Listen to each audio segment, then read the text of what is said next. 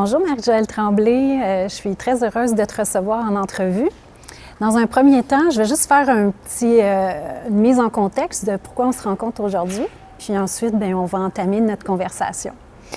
Alors, Famille en affaires, on s'est penché sur les grandes préoccupations du groupe des cédants et on a voulu connaître leurs principales préoccupations. Alors, à cet effet-là, on a organisé les 3 et 4 avril dernier des focus group. Et au sein de ces focus group-là, en fait, ce qu'on voulait savoir, c'était, c'est ça, leurs grandes préoccupations actuelles par rapport au rôle qu'ils jouent, à leur statut de cédant. On a voulu aussi savoir quelles personnes les entourent, les accompagnent, donc connaître un peu leur réseau de support. Et aussi, ce qu'on a voulu faire en dernier lieu lors de ces focus group-là, tu te souviens, on a voulu savoir quel nom les interpellait davantage parce que on se dit que cédants, parfois, c'est peut-être pas la bonne façon de les nommer. Donc, on a demandé, en fait, on t'a demandé d'animer ces focus group-là. Et avant de dire pourquoi on t'a choisi, j'aimerais ça que tu te présentes, en fait, que tu nous parles un peu de ton parcours, de ce qui t'intéresse dans les familles en affaires, puis que tu nous parles aussi de tes études. Bien, merci Annie d'abord de m'avoir donné cette opportunité-là. Donc, Marie-Joëlle, je suis étudiante au doctorat en psychologie organisationnelle. Ce qui m'a intéressée dans cette branche-là de la psychologie, en fait, c'est que mes 2 parents sont entrepreneurs. Et non seulement sont-ils entrepreneurs, mais sont tous les 2 dans un processus aussi de transfert éventuellement. Moi, j'ai travaillé très longtemps avec ma mère, mes tantes, ma grand-mère, etc. Alors, quand j'ai pris connaissance du fait que la psychologie pouvait se marier avec le côté business, là, ça m'a vraiment intéressée, ça a attiré mon intérêt. Et puis, c'est ce qui m'a, en fait, convaincue à aller dans cette branche-là parce que, finalement, la clientèle des entreprises familiales, c'était ma clientèle de prédilection, finalement. D'accord. Et dans le cadre de ton doctorat, tu devais réaliser un internat. T'en as profité, je pense, pour réaliser une partie de cet internat-là auprès des familles en affaires. Donc, tu as accompagné quelques familles en affaires aussi dans le cadre de ces stages-là, si on veut. C'est ça, okay. Exactement. Donc, tu as pu te plonger aussi dans d'autres familles que la tienne. Exactement. C'est d'ailleurs comme ça qu'on s'est rencontrés. Et puis, on a aussi développé une offre de services à l'époque pour ce qui concerne la cohabitation intergénérationnelle. Ouais. Parce que c'est un défi tout en étant une opportunité, non seulement auprès des entreprises familiales, mais aussi auprès des entreprises non familiales. La cohabitation intergénérationnelle, ça fait partie de la vie, finalement. Donc ça, c'est une des motivations pour lesquelles j'ai voulu que tu animes ces focus group-là, parce que je trouvais intéressant, d'une part, l'écart d'âge qu'il pouvait y avoir entre les participants de nos focus group, qui avaient n'importe quoi, et là, j'arrondis les chiffres, disons, mais on a eu une douzaine de participants dans le cadre de ces 2 focus group-là. Et ils avaient un âge situé entre, disons, 55 ans jusqu'à plus de 80 ans. Donc, on a eu un bon échantillon d'âge. Et je trouvais ça intéressant que tu l'animes parce qu'effectivement, il y avait un écart d'âge entre eux et toi, ce qui pouvait peut-être favoriser l'ouverture, les confidences, enlever peut-être une certaine peur, entre guillemets. Ça, j'ai trouvé ça intéressant. Puis aussi le fait que tu es présentement à rédiger ta thèse et le sujet que tu entrevois pour ta thèse peut aussi être en lien avec ce qu'on a réalisé à travers les focus group. Si tu veux juste peut-être nous en glisser un mot sur ta thèse. Oui, bien tout à fait. En fait, moi, ça a été, je pense, quand tu m'as fait la proposition, c'est ce qui m'a le plus interpellée parce que ma thèse porte sur le partage du leadership. Je suis intéressée par la façon dont on partage le leadership lorsque ce sont plusieurs enfants qui reprennent l'entreprise. La littérature en dit long sur le rapport entre le cédant et sa relève, oui. Mais quand ce n'est pas une relève unique, comment ça marche. Alors, c'est là-dessus que je me penche dans le cadre de ma thèse. Et puis, j'utilise le mentorat réciproque, en fait, comme étant une façon d'approcher la question du partage du leadership. Puis le mentorat réciproque, ça peut être entre membres d'une même génération. Oui, exactement. Et ou entre membres de générations différentes. Donc, d'où l'intérêt un peu pour les focus group, j'imagine, pour en apprendre toi aussi davantage par rapport à cette génération-là de cédants, entre guillemets. Exactement. Et là, si on passe, en fait, au focus group comme tel, il y a quelques constats que tu as pu peut-être faire en animant ces focus group-là. Quels seraient, là, d'emblée, tes constats, là, un ou deux? Mon constat, mon numéro 1, si on veut, c'est que, je pense que c'est un concours de circonstances. Toutes les personnes qui avaient autour de la table, c'était des gens de deuxième ou plusieurs générations qui les avaient précédés, finalement. Alors, ce qu'on a eu droit, en fait, c'est à un partage de leur propre expérience aussi de relève. Et c'était quelque chose qui était très vif à leur mémoire, même si pour certains, ça faisait un certain moment. Et je pense que ça a pu contribuer à faciliter les échanges puis l'intimité, parce qu'on a passé à travers cette expérience-là qu'ils avaient en commun pour parler ensuite de leur expérience de cédants à eux aussi. Oui, ça, c'est quelque chose qui nous a vraiment surpris. On ne s'attendait pas à ça, hein, que les gens s'expriment davantage par rapport à leur expérience de repreneur que par rapport à celle de céder leur entreprise. Mais effectivement, ils pouvaient rapidement faire le lien entre ce que j'ai vécu et comment je vais le faire vivre aux gens qui me succèdent, en fait. C'est ça. C'est de cette façon-là qu'on a pu l'interpréter. Exactement. OK. Exactement. On s'interrogeait aussi d'entrée de jeu au niveau du focus group par rapport à leurs principales préoccupations du moment. Hein. En fait, peu importe où ils étaient rendus dans leur processus, ils avaient des préoccupations du moment. On les a sondées à l'avance, avant nos focus group. On leur a demandé de réfléchir. Et quelles seraient leurs principales préoccupations à ces cédants-là? Je dirais que la préoccupation centrale tourne autour de l'équité. Comment puis-je aborder la gestion du transfert tout en demeurant équitable par rapport à mes enfants? Surtout dans un contexte où, par exemple, il y a des enfants qui ne prendront pas la relève de l'entreprise, alors on gère le patrimoine différemment. Dans un contexte aussi de famille recomposée, ça nous a été amené une fois, puis je pense que c'est quelque chose qui est de plus en plus à être vécu finalement. Les familles recomposées, c'est pas mal notre lot quotidien. Notre lot, oui. En fait, dans le cas qui nous a préoccupés durant nos focus group, hein, la personne disait « j'ai mes enfants, ma conjointe a ses enfants ». Puis on a nos enfants parce qu'il y a eu des enfants par la suite issus de leur deuxième union.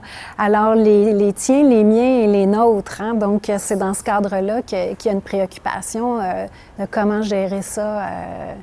Est-ce qu'il y a autre chose qui te vient en tête quant à leurs préoccupations? Tout ce qui concerne aussi la notion de contribution. On parle ici de leur contribution. On a des entrepreneurs qui ont été investis corps et âme dans leur organisation tout au long de leur vie, pendant plusieurs dizaines d'années. Alors, l'idée de transférer leur entreprise, ça vient quand même avec une certaine part de questionnement, de préoccupation. Comment vais-je continuer à contribuer? Il y a aussi une question, je pense qu'on pourrait dire, une crainte de l'isolement qui peut suivre ce transfert-là. On veut continuer à pouvoir supporter les membres de notre famille. Dans le fond, ça amène la question de la transformation de leur rôle. Comment je peux continuer à contribuer, même si ce n'est plus moi le boss. Oui. Puis comment ça s'exprime, ça, par des exemples, là, continuer à contribuer de ce qu'on a observé là, pendant les focus group? Comment ça s'est exprimé ou comment ça s'exprime encore, en fait? Bien, je dirais dans un premier temps, peut-être dans un rôle conseil. Il y en a qui tu sais, je vais peut-être paraphraser certains de nos participants, mais si on me demande des conseils, je vais en donner. Sinon, je me tais. Sinon, je me tais. Alors, la notion de conseil est vraiment au cœur. Sinon, je constate aussi qu'il y a une préoccupation aussi à vouloir partager leur expérience. Alors, ça peut être aussi à travers d'autres expériences, je vais dire plus soit philanthropiques ou bien dans leur communauté via du bénévolat. L'idée, c'est dans le fond, c'est qu'ils ont une expertise, elle demeure. Oui. Comment, tout en restant dans le domaine des affaires dans lequel j'ai excellé, je peux continuer à partager. Ça peut être avec les membres de ma famille, ça peut être aussi avec des membres de ma communauté, finalement. Oui. Et est-ce que, puis là, c'est moi qui l'amène, là, cette notion-là, Marjaëlle, c'est pas comme ça que ça a été dit nécessairement dans les focus group, mais il y a toute la notion d'isolement qui peut s'installer quand on transfère notre entreprise. Et est-ce que tu penses qu'il y a de cette peur-là ou qu'on veut que ces gens-là veulent contrer, briser par le fait de rester actifs d'une façon quelconque? Je pense en fait que l'idée dans la planification du transfert, c'est peut-être d'abord et avant tout d'être capable de se projeter après le transfert, d'être capable de préparer la phase de sa vie où le centre de notre vie active, ce n'est plus l'organisation, mais à ce moment-là, qu'est-ce que ça va être? Puis je pense que ça peut vraiment faciliter la donne parce que ça devient un motivateur que de planifier le transfert parce qu'on sait qu'est-ce qui s'en vient ensuite. C'est pas de l'inconnu, finalement. Ensuite, Marjaëlle, tu sais, ces gens-là, on veut les aider à passer à l'action. Hein? C'est sûr que mieux on se prépare, mieux le passage va se faire. Puis mieux le passage va se faire, bien mieux l'organisation va avoir une croissance. Donc, qu'est-ce qui déclenche, selon les gens qu'on a rencontrés en focus group, qu'est-ce qui a déclenché leur passage à l'action? Est-ce qu'on peut mettre le doigt sur 2-3 choses? Je dirais que dans un premier temps, ce sont des conversations déterminantes, des conversations significatives avec des individus qui gravitaient autour de l'entrepreneur, autour du cédant. On parle, ça peut être des conseillers au niveau de la fiscale, ça peut être au niveau un avocat, donc ça peut être au niveau stratégique. Donc, des conversations avec une personne en qui on a confiance, qui nous ont conseillé dans le cadre de notre domaine d'activité, si on veut, et qui, un jour, vont peut-être nous allumer un réverbère. Nous dire, est-ce que tu as pensé à la suite, finalement? Tu as X années, comment tu planifies la suite? Comment tu envisages tes projets de retraite? Même si c'est peut-être pas comme ça qu'ils l'ont amené. Donc ça, je dirais que c'est ce qui est ressorti le plus. Sinon, on avait aussi des événements de vie marquants. Ça pouvait être le décès d'un membre de la famille ou d'un entourage proche. Ça pouvait être aussi des problématiques de santé. Le fait de sentir que mon corps s'use un peu, je suis un petit peu plus fatiguée qu'avant avec le rythme que j'ai présentement. Alors, ça éveille un peu la réflexion par rapport au fait que, moi, je souhaite peut-être ralentir la cadence. Alors, en perspective, qui pourrait peut-être me supporter puis éventuellement prendre le relais. D'accord. Puis, on avait la préoccupation aussi de connaître chez ces personnes-là qui les avait entourés, les avait guidés, les avait accompagnés dans le processus de passage à la prochaine génération. Tu as nommé dans les déclencheurs les professionnels qui peuvent être de bons accompagnateurs, mais est-ce qu'il y a eu aussi d'autres personnes, un autre réseau qui les a accompagnés, qui les a supportés? Outre des individus, des personnes significatives, comme on en a discuté précédemment, il y avait également des groupements ou des associations, comme par exemple Business Family Foundation, le groupement des chefs aussi.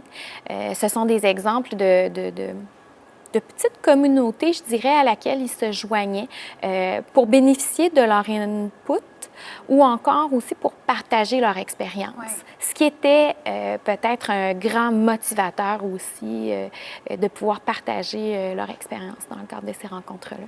En fait, un des objectifs qu'on poursuivait aussi par ces focus group-là, c'est de savoir comment Famille en affaires HEC Montréal peut rejoindre ce public-là que sont les cédants, qui ont peut-être moins tendance à venir à des activités ou à prendre part au contenu produit par Famille en affaires.